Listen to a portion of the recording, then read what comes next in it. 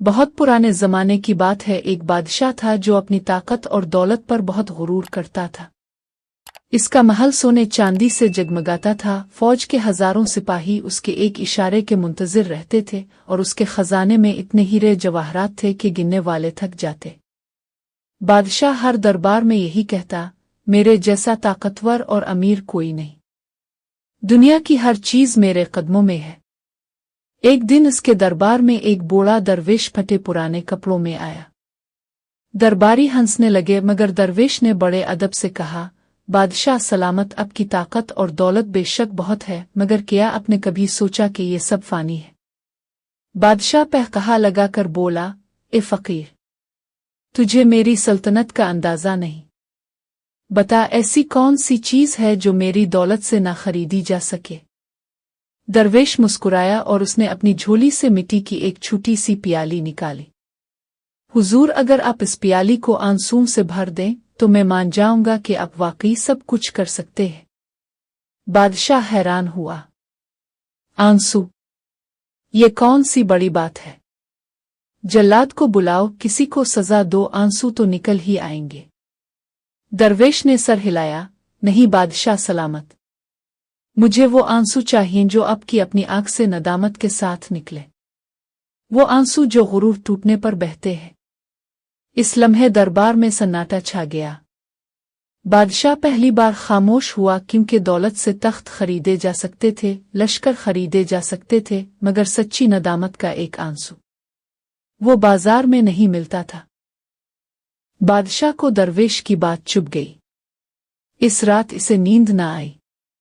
وہ سونے کے پلنگ پر کروٹیں بدلتا رہا، مگر دل میں ایک عجیب سا خالی پن محسوس ہونے لگا۔ اگلے دن اس نے حکم دیا کہ سلطنت کے سب سے بڑے حکیم عالم اور سپہ سالار کو بلایا جائے۔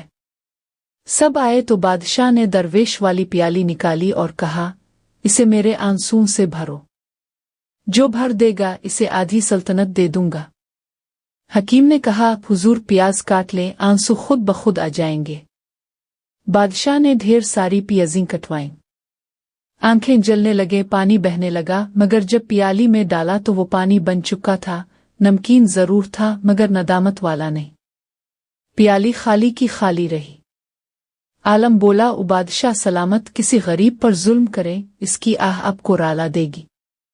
بادشاہ نے ایک بے گناہ قیدی کو پیش کرنے کا حکم دیا، مگر جیسے ہی قیدی کی زنجیریں دیکھیں، اسے اپنا غرور یاد آ گیا۔ دل سخت ہی رہا، آنکھ سوکھی کی سوکھی۔ مہینہ گزر گیا، پیالی نہ بھری۔